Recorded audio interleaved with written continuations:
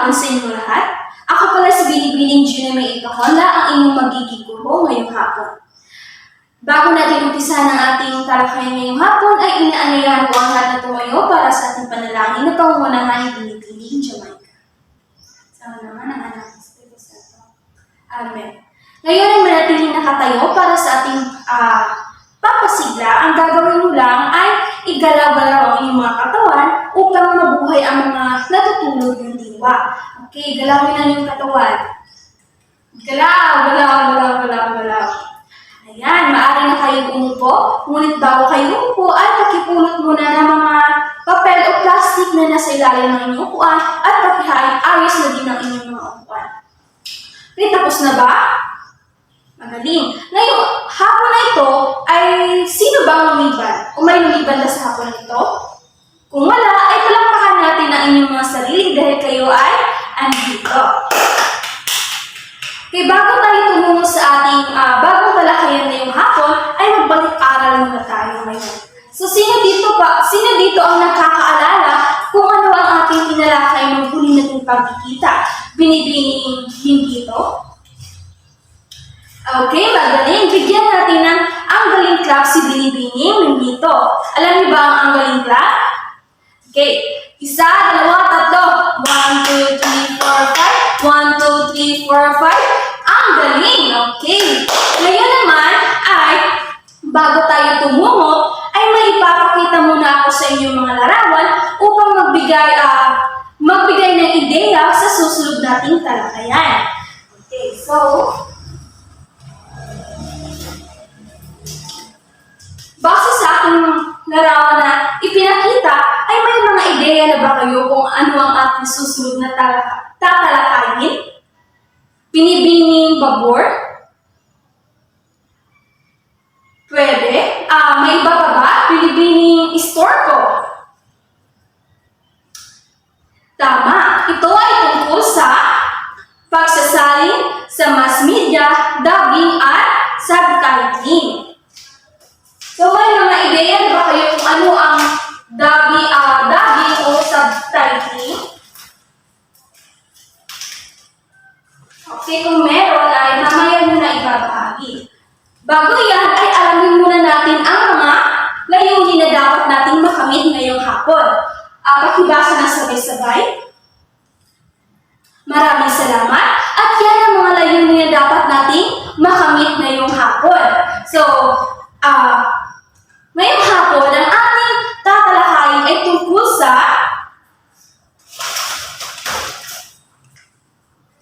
pagsasalin sa mass media,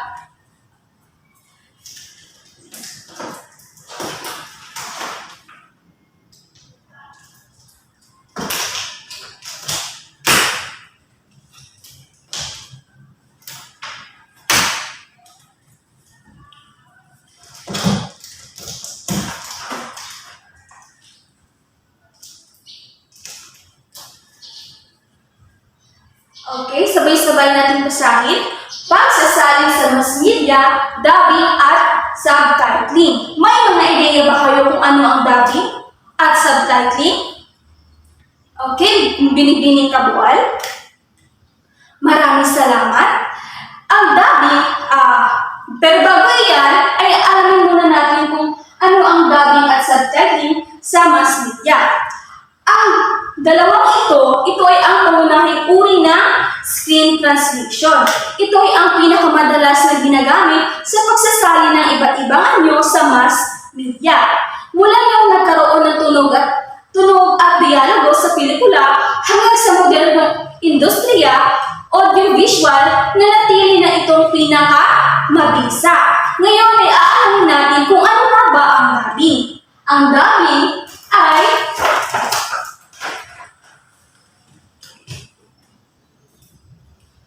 ito ay proseso ng paglalagay o pagdaragdag ng bagong dialogo o bagong tunog sa mga litratong gumagalaw. Halimbawa nito ay voice over. So, ang dubbing, ito ay kadalasang tumutukoy sa i-record ng boses na hindi galing sa original na gumaganap at nagsasalita sa wikang iba sa sinasalita ng mismo aktor, subalit sumasabay sa imaheng gumagalaw. Naiintindihan niyo ba? Okay, mabuti. Ngayon naman ay tumungo na tayo sa subtitling.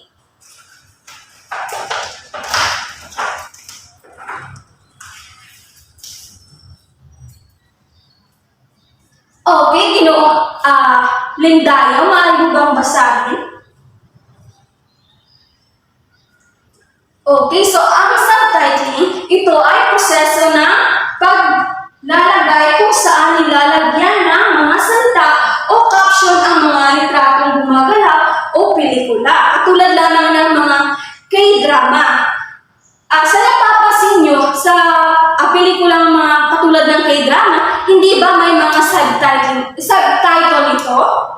Okay, so katulad lamang dito, ito ay isang Korean o hindi ito K-drama, ngunit ito ay Koreano. Ngunit ang nasa sa ilalim ay Tagalog.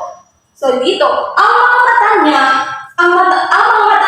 tingnan niyo ang mga mata niya. So, ibig sabihin nito, translate ito into Tagalog. So, ang subtitling, ito ay isinasalin ang oral o boses sa pasulat ng teksto nang walang binabago sa original na soundtrack. So, lagi niyong tandaan kung boses ang inilalapat sa dubbing, mga caption o nakasulat na simbolo naman ang nasa subtitling. So, may mga katanungan pa ba kayo tungkol sa dubbing at subtitling?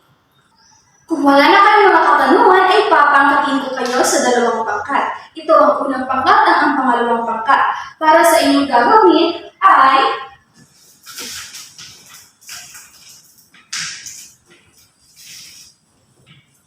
para sa unang pangkat ay magsasadula ng isang sitwasyon na gumagamit ng dubbing. Para naman sa pangalawang pangkat ay magsadula rin ng isang sitwasyon na gumagamit ng subtitling. Para naman sa inyong pamantayan ay para sa nilalaman ay 20%, pagganap 10%, at pagkakaisa ay 20%, total of 50%.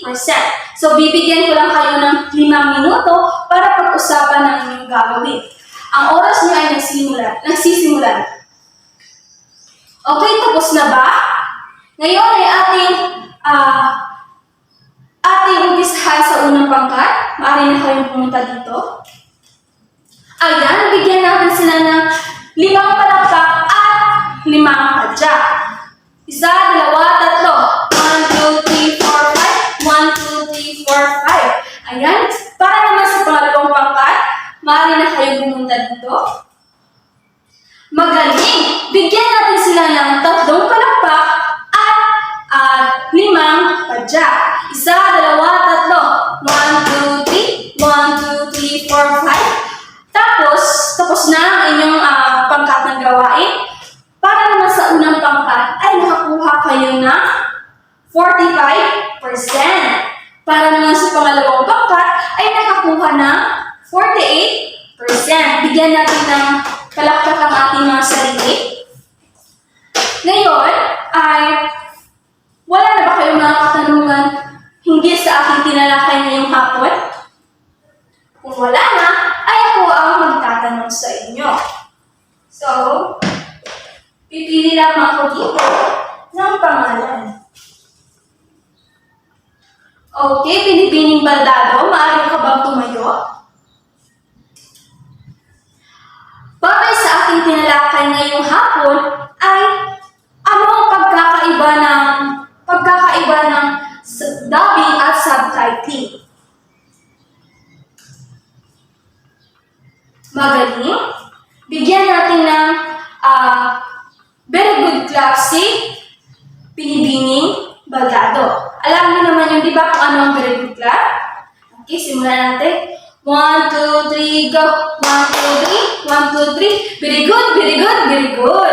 Okay, para naman sa pangalawang katanungan ay Ginoong Kadapit. Bilang isang mag-aaral, ay gaano kahalaga ang dubbing at subtitling sa pagsasalin sa mass media? Okay? So yung uulitin ko, bilang isang mag-aaral, gaano kahalaga ang dubbing at subtitling sa pagsasalin sa mass media? Okay, magaling. Bigyan natin ng ang galing clap si Ginoong Kadabi. 1, 2, 3. 1, 2, 3. Ang galing-galing! Okay, ngayon naman ay kung wala na kayong mga katanungan, ay maaari bang kumuha ng isang tapat na papel at para sa inyong pagsusulit ay ibigay ang kaibahan ng dubbing at subtitling at ang kahalagahan nito. Maliwanag ba? Okay, so ngayon naman ay bibigyan ko kayo ng 5 minuto para sagutan niyo ito. Okay, tapos na ba ang lahat? Kung tapos na, ay pakipasa sa harapan. 1, 2, 3, 4, 5. Okay. Okay, dito na ang lahat ng papel. Ngayon naman, para sa inyong takdang aralin ay magsaliksik tungkol sa pagsasalin siyentipiko at tiktikal. Isulat ito sa inyong kwaderno at ipasa ito sa ating susunod na pagkikita. Maliwanag ba? Wala na ba mga katanungan hindi sa ating tinalakay ngayong hapon? Kung wala na, ay dyan nagtatapos ang ating talakayan ngayong hapon. Muli ako si Binibining Junimay Pakola at paalam at maraming salamat.